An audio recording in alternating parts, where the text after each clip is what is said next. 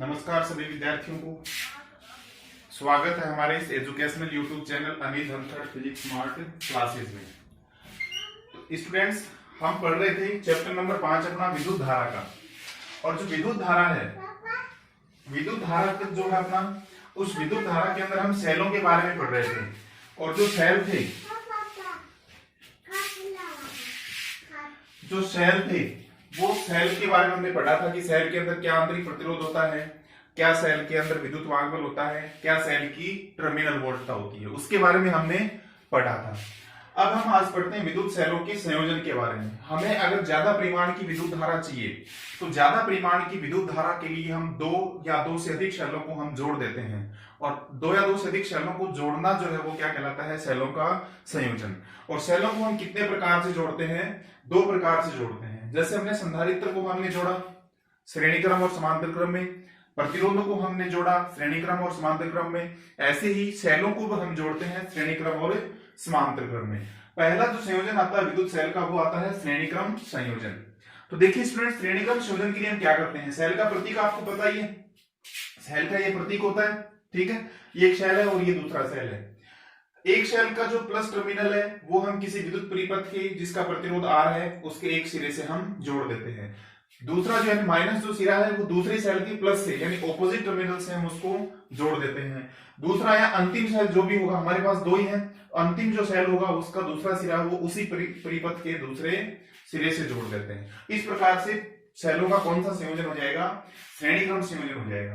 तो देखिए विद्यार्थियों, श्रेणी क्रम संयोजन है, दोनों सेलों के द्वारा जो धारा प्रवाहित होती है वो इस परिपथ के अंदर I प्रवाहित होती है। प्रतिरोध क्या है? R। अब दोनों सेलों के जो बिंदु हैं, दोनों सेलों के जो टर्मिनल है वो अलग अलग बिंदुओं पर जुड़े हुए हैं, अलग अलग बिंदुओं पर जुड़े हुए हैं। इस कारण इनका विभवांतर क्या होगा या इनकी टर्मिनल वोल्टता क्या होगी? अलग अलग। इसकी होगी V1 और इसकी होगी V2, अलग अलग मान ली मैंने, ठीक है। लेकिन इस परिपथ का जो प्रतिरोध है R, इसके सिरों पर विभवांतर आपको क्या मिलेगा? V मिलेगा। तो इस पूरे परिपथ का, इस संयोजन का कुल विभवांतर क्या हो जाएगा? संयोजन का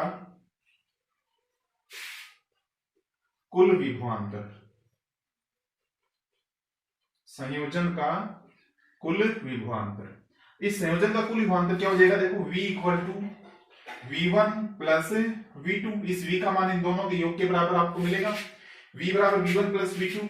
चूंकि हमें पता है, एक संबंध हमने पढ़ा था, सेल के विद्युत वाहक बल, सेल की टर्मिनल वोल्टता और सेल के आंतरिक प्रतिरोध में V इक्वल टू क्या था? Epsilon minus IR। ये R सेल का आंतरिक प्रतिरोध था। हम प्रथम सेल की अगर बात करते हैं तो प्रथम सेल के लिए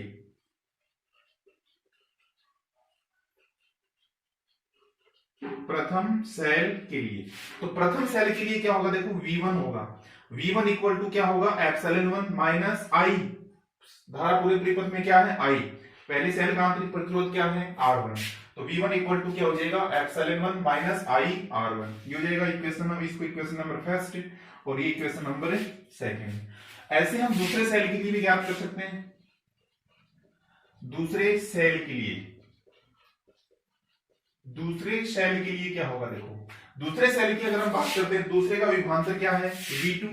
तो V2 equal to epsilon 2 minus IR2। ये इक्वेशन नंबर हो जाएगी 3। इस प्रकार से देखो हम क्या लिख सकते हैं? फ्रॉम इक्वेशन नंबर 1, 2 एंड 3, समीकरण 1, 2 और 3 से हम क्या लिख सकते हैं? देखो, V1 V2 का जो मान है वो समीकरण 1 के अंदर हम रख देते हैं तो क्या मिलेगा? देखो, V इक्वल टू V1 किस गए? Epsilon 1 minus IR1। V2 किस गए? एप्सिलॉन 2 माइनस IR2, ठीक है। V क्या है? इस पूरे परिपथ का विभवांतर, इसका प्रतिरोध क्या है? R। इसमें कितनी धारा प्रवाहित हो रही है? I। तो V की हम क्या लिख सकते हैं? IR इक्वल टू क्या हो जाएगा? एप्सिलॉन 1 प्लस एप्सिलॉन 2, दोनों को मैंने एक साथ लिख लिया, माइनस IR1 और माइनस IR2, ठीक है।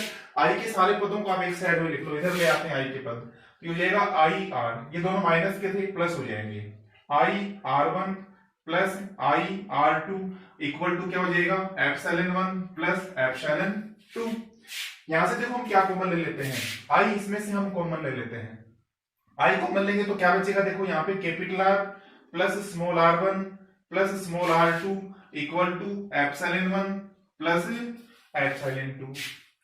तो देखो ये आई की गुणा में है, उधर जाएगा डिवाइड हो जाएगा। आई इक्वल टू क्या हो जाएगा, epsilon 1 plus epsilon 2 upon R plus R1 plus R2। ये क्या है, जब दो शेल श्रेणी क्रम में हम संयोजित करते हैं तो उनके संयोजन से दोनों सेलों से जो हमें धारा मिलेगी या उस परिपथ में जो धारा प्रवाहित होगी उसका ये व्यंजक हमें मिल जाता है श्रेणी क्रम संयोजन का। देखो सीधा से हमें पता चल रहा है E1 एप्सिलॉन 1 प्लस एप्सिलॉन 2 यानी विद्युत वाहकों का क्या हो रहा है, योग हो रहा है। तो तुल्य विद्युत वाहक के रूप में इसको लिख सकते हैं, कुल विद्युत वाहक के रूप में इसको लिख सकते हैं एप्सिलॉन इक्विवेलेंट तुल्य विद्युत वाहक बल बटा capital R। R1 plus R2 प्रतिरोध, आंतरिक प्रतिरोधों का भी क्या हो रहा है, सेलों का योग हो रहा है, इसको हम लिख सकते हैं R इक्विवेलेंट। ये भी हो सकता है तुल्य विद्युत वाहक बटा R प्लस तुल्य आंतरिक प्रतिरोध।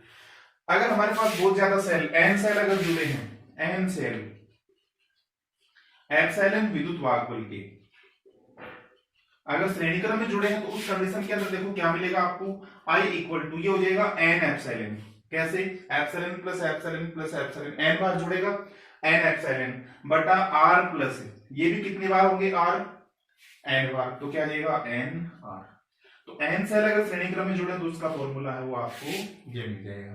ठीक है, तो ऐसे हम श्रेणी क्रम संयोजन के जो सेलों का श्रेणी क्रम संयोजन है उस टॉपिक को हम सोल्व कर सकते हैं। ये तो हमारा था सेलों का पहला संयोजन। एक प्रकार से सेलों को हम और भी जोड़ सकते हैं और वो अपना कौन सा आता है, समांतर क्रम संयोजन। तो दूसरा हम पढ़ते हैं समांतर क्रम संयोजन। देखिए समांतर क्रम संयोजन, दूसरा संयोजन है समांतर क्रम पैरेलल कॉम्बिनेशन, समांतर क्रम संयोजन। देखो समांतर क्रम में सेलों को हम कैसे जोड़ते हैं, जितने भी सेल आप लेते हो उनको समांतर क्रम में जोड़ते हो, उनके सारे टर्मिनल प्लस वाले एक जगह पे और माइनस वाले एक जगह पे जुड़ते हैं। देखो कैसे, मैं दो सेल ले लेता हूं, एक सेल मेरे पास ये है, सेल का प्रतीक ये होता है, इस सेल का ये टर्मिनल दूसरे सेल के पॉजिटिव टर्मिनल से जुड़ेगा, माइनस वाला माइनस से जुड़ेगा, ये हो गया। इसका विद्युत वाहक बल मैं एप्सिलॉन 1 मान लेता हूं, आंतरिक प्रतिरोध R1, इसका विद्युत वाहक बल एप्सिलॉन 2 आंतरिक प्रतिरोध R2। ये टर्मिनल हम किसी परिपथ के अंदर जोड़ देते हैं, मान लो उस परिपथ का प्रतिरोध क्या है R, ये किसी प्रतिरोध से हम जोड़ देते हैं, माइनस वाले इस सिरे से जोड़ देते हैं। ठीक है, अब देखो इस सेल से और इस सेल से धारा है वो अलग अलग प्रवाहित होगी, समांतर क्रम है, इसमें से मान लो I1 धारा प्रवाहित होती है, इसमें से I2, लेकिन यहां पे आने के बाद दोनों धाराएं जुड़कर मान लो कुल कितनी धारा प्रवाहित होती है, I धारा प्रवाहित होती है। ठीक है, दोनों सेलों के जो टर्मिनल है दोनों वो एक ही बिंदु पर जुड़े हैं, तो इनका विभवांतर क्या होगा, इसका भी V होगा, इसका भी V होगा और इसका भी क्या होगा, V। परिपथ में धारा कितनी प्रवाहित हो रही है, I, ये चीज ध्यान रखना। ठीक है, तो देखो हम एक संबंध हमने पढ़ा था, चूंकि V बराबर क्या होता है, एप्सिलॉन माइनस IR पढ़ा था, V इक्वल टू क्या होता है, एप्सिलॉन माइनस IR।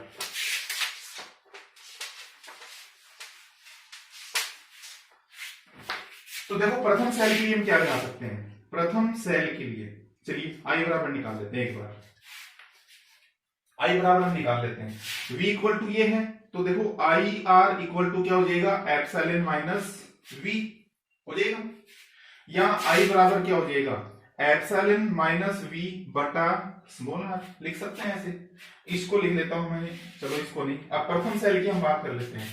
प्रथम सेल के लिए, प्रथम सेल के लिए पहले सेल के अंदर जो धारा प्रवाहित हो रही है वो धारा कितनी है, I1। एक बार मैं आपकी कमेंट्स है उनको देख लेता हूं, उनके जवाब दे देता हूं फटाफट।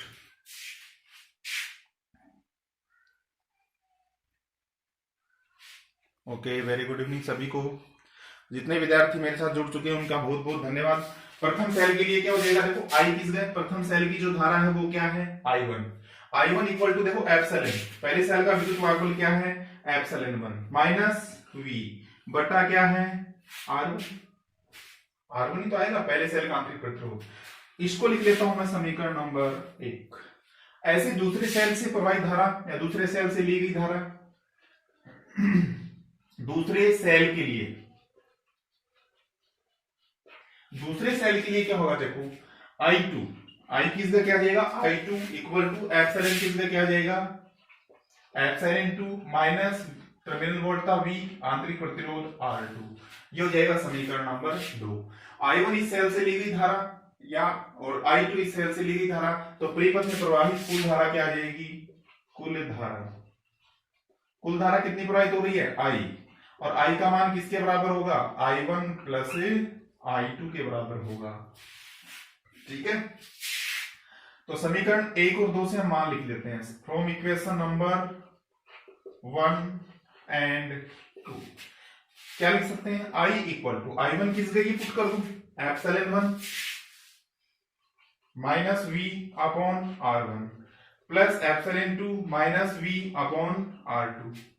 ठीक है, इसको हम ऐसे लिख सकते हैं, देखो I equal to epsilon 1 upon R1 plus epsilon 2 upon R2 minus मैंने V कॉमन ले लिया, क्या बचा? 1/R1 प्लस 1/R2 लिख सकते हैं। इसको आप ऐसे लिख सकते हो, देखो I equal to epsilon 1 R2 plus epsilon 2 R1 minus V R1 plus R2। अच्छा, इसके बटा में क्या देगा? LCM R1 R2 minus V R1 plus R2 बटा R1 R2 लिख सकते हो आप इसको इस प्रकार से। ठीक है, ये क्या देगा? समांतर क्रम संयोजन के अंदर। ठीक है, ये जो वैल्यू आपको दिखाई दे रही है, ये जो वैल्यू है ये क्या है? तुल्य विद्युत वाहक बल की वैल्यू है, और ये किसकी वैल्यू है? तुल्य आंतरिक प्रतिरोध की वैल्यू है। इसको अगर आप अरेंज करोगे तो V equal to epsilon minus IR आपको मिलने वाला है। ठीक है, तो ये क्या है? अपना समांतर क्रम संयोजन। ठीक है, समांतर क्रम संयोजन के अंदर अगर आप तुल्य प्रतिरोध निकालना वो n सेल अगर आप समान विद्युत वाहक बल और समान प्रतिरोध के जोड़ते हो तो आपको I की जो वैल्यू मिलती है वो मिलती है n epsilon upon n capital R plus small r। ये ध्यान रखना, श्रेणी क्रम के अंदर स्मॉल r की गुणा में n आ रहा था और इसमें क्या आ गया? कैपिटल R की गुणा में n आ रहा है। ये बहुत इंपॉर्टेंट फॉर्मूला आपको मिल गया। श्रेणी क्रम में भी मैंने आपको बताया था और समांतर क्रम में आपको मिल गया। श्रेणी क्रम का क्या था?